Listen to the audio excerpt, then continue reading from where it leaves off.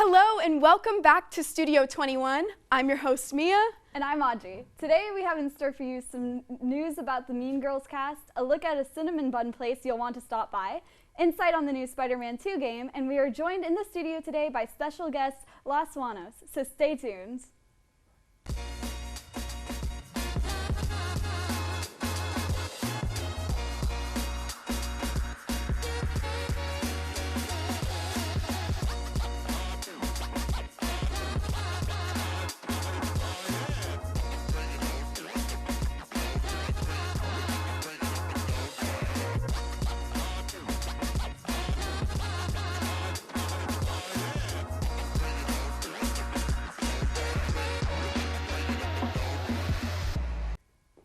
Hello and welcome to another episode of Gossip Guru. I'm Mia. And I'm Audrey. So, I've been keeping up with the Mean Girls cast social media, and there have been hints going on about a Mean Girls reunion.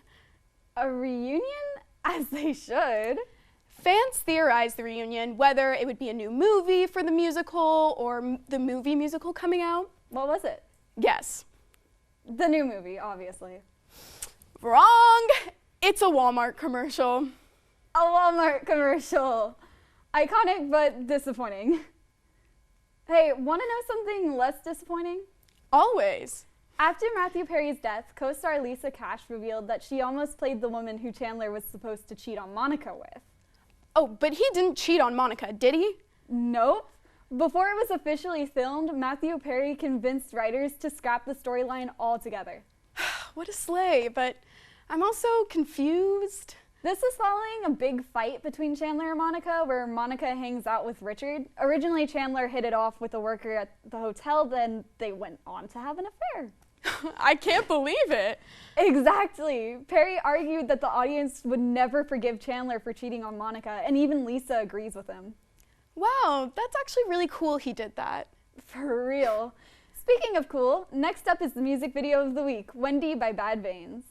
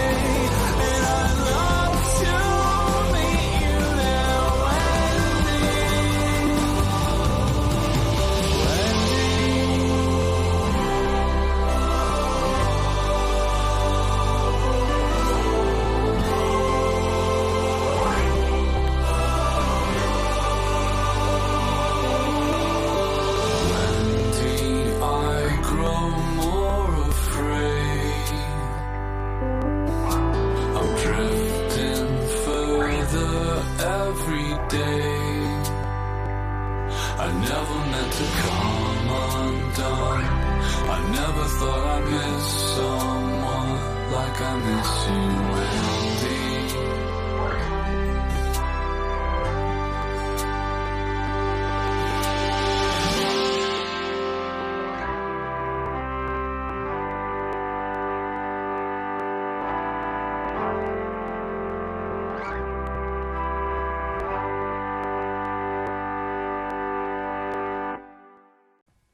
Welcome back. We are joined in the studio today by the band Los Juanos. Would you please introduce yourselves? Hey, what's up? My name is Miguel Guzman, or Güerito. What's up? My name is Richie, also known as Rich Boy.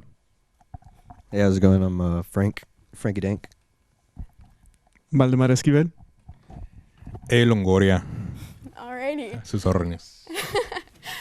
Could you all give us a little insight on what you'll be performing later and what your songs are about? Today we'll be performing, the first song is called Intenciones. That one's about like heartbreak and stuff like that. And then there's also Disco and Salieri, which is about Mozart and Salieri. And then we have the last one is Otra Lata. That one's just doing too much at a party and feeling heartbroken about things. Pa llorar. What song, artist, or album have you had on repeat recently? Man, I mean, I think the new Fuerza Régida album, also Peso Pluma, so that one too. Yeah, I think those two. Nice. Love Peso Pluma. I've really been on I like the Lit Girl. That's been my jam recently. That song, or It Girl, that's what it's called. ITGIRL. You know I am that girl. That's been my stuff recently. Let's see. I think I've been on more R&B recently, kind of listening to newer stuff. Duran Jones, Private Space, really good one for me. Yeah, I've had that on repeat for a while now. I've been listening to a little bit of everything. I can't really keep it too specific, but kind of dipping a little into Pink Floyd and Metallica and stuff like that. Get a little down and gritty. I've been listening to Bronco because I've been watching their YouTube series, so I gotta listen to their discography now. Nice. All right, and lastly, are there any upcoming shows and or news that you'd like to share about your band? So, the next show that we got is coming up at Paper Tiger, actually. It's going to be with a band called Fruit and the Texas String Assembly. That's going to be November 16th, next Thursday. So be on the lookout for that show. And buy your tickets, yeah. Buy your tickets. Also, on December 15th, we're going to have a La Posada. Oh, where's the camera? Aquí está. We're going to have a posada, so which is, what's a posada? Mm-hmm. It's like a Christmas party. Okay. Where they sing like Christmas songs. Mm-hmm. We're not going to sing Christmas songs, but we're going to have a big, really good party. Nice. Ya cansado. Y'all need to pull up to the shows. La neta. La verdad. Okay? And so we also put out a single recently. It's called Intenciones. We're going to be performing that today. And then we also have another single coming up very soon. And we're also going to be performing that today, and that's Salieri. So be on the lookout for those. Those are going to be fun. Nice. Well, we cannot wait to see you perform. But first, we're going to take a look at a place near downtown where you'll want to stop by to get a local sweet treat.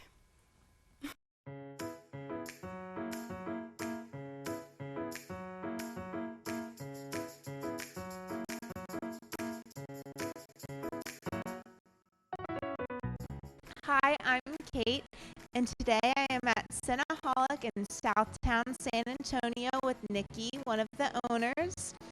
Cinnaholic is proud to serve their create-your-own cinnamon rolls and other sweet treats like made-from-scratch brownies, cookies, and edible cookie dough. All of their products are fresh, baked, and 100% vegan, dairy and lactose-free, egg-free, and cholesterol-free. Okay, now on to some questions. Do you currently sell any seasonal items? And if so, tell me a little bit about them. Yes. Well, right now, from October through November, we have our pumpkin cheesecake roll, which is so delicious, has a lot of our pumpkin flavors in there. We also have like our pumpkin cookies. Also through October, we'll be having our graveyard roll, which is kind of like our take of a dirt cake on a cinnamon roll. And then our Spookies and Cream, which is like an Oreo cookie with some marshmallows, Halloween sprinkles. It is so good, so festive. Awesome. Okay, and what is your personal favorite cinnamon roll or other item? Yes, I will say, I mean, everything here that we have is so delicious because you customize it your own. But my tried and true favorite is the Fluffernutter, which is like marshmallow and peanut butter frosting like mixed together with some chocolate and our chocolate peanut butter cups that we make in-house. It is so good. And then tell me a little bit about the inspiration, maybe behind the menu, but also the restaurant. I feel like cinnamon rolls is a very niche area, but people who love cinnamon rolls are like, it's their favorite thing ever. So tell me a little bit about that. Well, the concept of Cinnaholic is like your landing place where it's like home, a place where you feel like comfort. It's just like, is that, yes, it's like that place where everyone gathers around and feels that comfort food. So that is our like heart behind here, that everyone can come and enjoy warm cinnamon rolls, freshly baked, and it's just a way for people to gather and feel at home. Awesome. And then what is your favorite thing about working here and just day to day?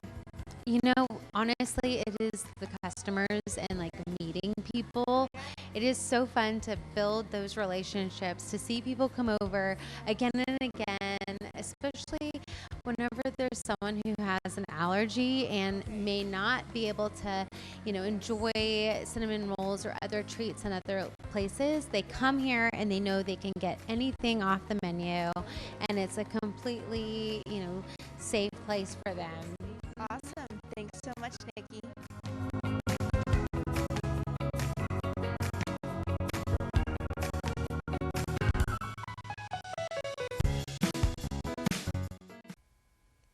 Hello everyone, and welcome to this week's episode of Release Date. My name is Zane Clow. And I'm Audrey. First up, we have a long-awaited superhero game sequel, Marvel's Spider-Man 2. Spider-Man 2 is a PlayStation 5 game developed by Insomniac Studios and released last Friday. It acts as a sequel to Marvel's Spider-Man and the Miles Morales spin-off game. In this game, you're able to play as both Peter and Miles as they face new threats to New York, and even the world. Taking place 2 years after the first game and 1 year after the Miles game, Peter and Miles must face Sandman after he begins a rampage through New York City. After taking him down, Peter and Miles are sent down a rabbit hole that leads them to Kraven the Hunter, or rather him to them. Peter and Miles have to find out why Kraven is hunting other villains, as well as contending with problems and relationships in their personal lives, all while the looming threat of the symbiote and Venom threatens them. Being a big fan of the first two games and achieving 100% completion on them, and this game, I can confidently say that this game is great. It improves just about everything that was good in the first two. Combat has significantly more depth with a much wider array of abilities, special moves, and even regular abilities that I didn't know I needed. This does come at the cost of having less gadgets, but the ones you do get feel more well designed and balanced, so it's not a big trade-off. Boss battles were a point that I found particularly weak in the first two games, and this game blows it out of the water. With actual arenas designed to suit the bosses and their abilities instead of just fighting in the open world, multiple phases, and actually incredibly engaging combat rather than web-throwing objects at them for 10 minutes, this game's worst bosses are better than all of the first two games' bosses combined. I also played this on the hardest available difficulty, which made every boss fight, and even some of the harder regular encounters, heart-racing, sweat-inducing, and got me out of my chair without me even realizing it.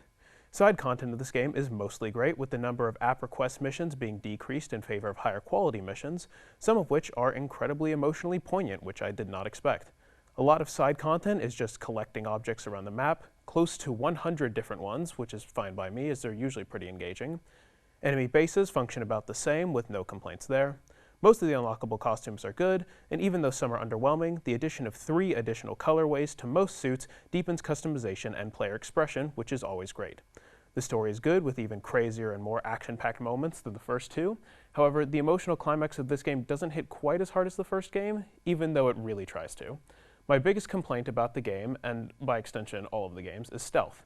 The game telling you when it is and isn't okay to take down an enemy will never be fun, and it trivializes the experience. Another issue is when you have done everything in the game, there's nothing left to do. I know that sounds counterintuitive, but in the previous games, you could replay story missions, redo enemy bases, and select one-off crimes to do.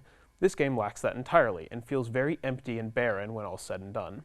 Also, it should be noted that my copy, and from what I've seen online many others, has a ton of bugs, some of which are game-breaking and require you to force quit the game to fix, although many have been getting patched. Annoying as that is, this game is still great and I highly recommend checking it out. Now to wait for New Game Plus to be added. Next up, the new film by legendary director Martin Scorsese, Killers of the Flower Moon. Killers of the Flower Moon, also released last Friday, is the newest film by Martin Scorsese. It stars Leonardo DiCaprio as Ernest Buckhart, Robert De Niro as William King Hale, and Lily Gladstone as Molly Buckhart. The film takes place in the 1920s and is based on a true story. The film follows Ernest as upon returning from World War I, he is roped into his uncle William Hale's plan to get rich. The Osage Native American tribe was placed on what was thought to be terrible land, unable to grow anything. However, the land possessed a great deal of oil, making the Osage people the most wealthy people on earth per capita.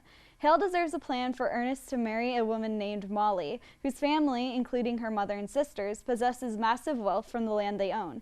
Hale and Ernest plan to have Molly's family systemically murdered in order to pass the land rights from all her family to her, and after murdering her too, Ernest and his family. Now, how I fit this 3.5-hour behemoth of a movie into a weekend where I spent over 24 hours doing everything in Spider-Man, I don't know, but it was well worth it. Because that aside, this film was incredible. The performances from all the actors are top-notch, and I wouldn't be surprised if there are Oscar nominations for all the leading actors. The story is very well paced for a movie of its length. I won't lie and say it feels like less than it is, but it moves at a steady, reasonable pace. I never found myself bored and thought all the content was essential, so no complaints there. The themes and messaging are extremely overt and blunt, but I don't mind that at all here, and actually think it's sort of a necessity for the film. This is a subject that I imagine most people, myself included, are not particularly knowledgeable on, so I think being very direct with what it's trying to say works very well here. The film is also hilarious, despite what you may think.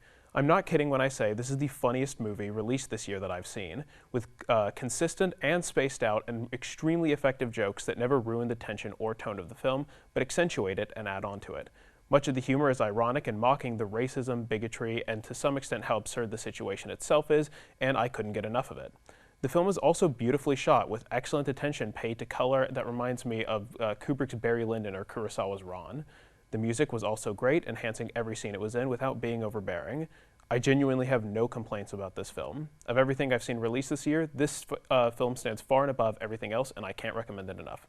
That's all we have for release date. I'm Zane. And I'm Audrey. Thanks for watching. Now please enjoy a performance by Los Juanos. You cutting us off, right?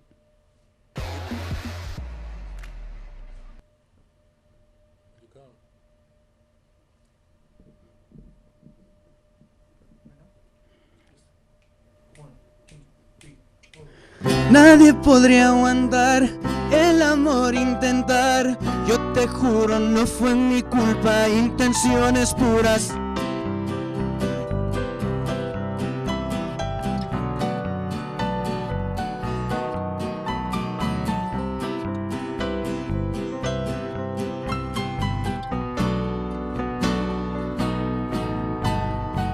Te vi a primera vez, no miento, yo me enamoré.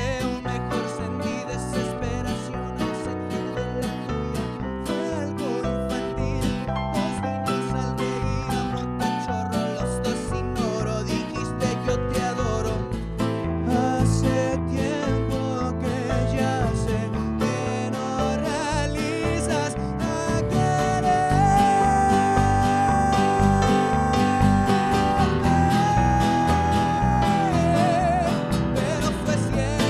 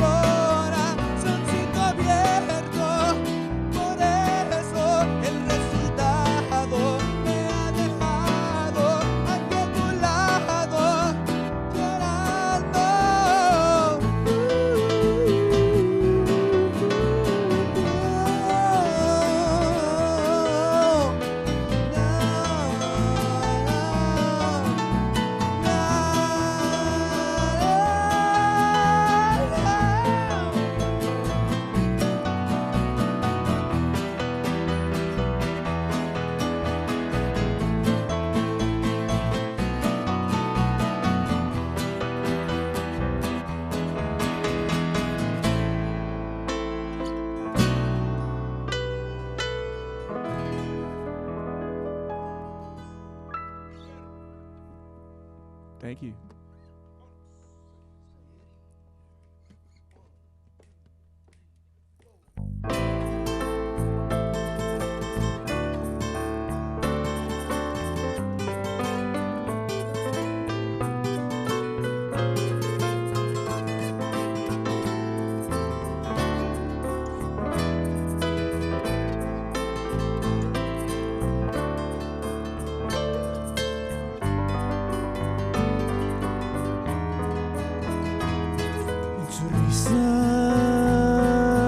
Yo oí a Dios riéndose de mí. Dediqué mi vida para tener algo así. Su genio le odio, no entiendo porque es verdad. No debe ser. Es como Mozart y Salieri, divino fue Mozart y Salieri.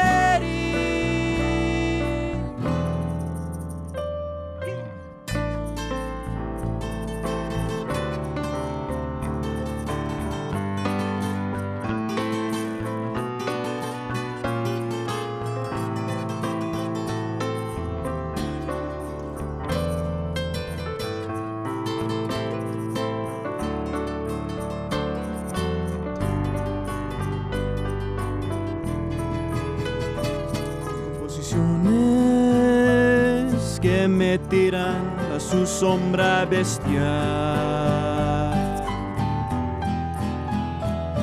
y me cae mal a ese güey. Le voy a matar un cerdo, idiota, no entiendo por qué Dios le dio todo a él. Es como Mozart y Salieri, divino fue Mozart y Salieri.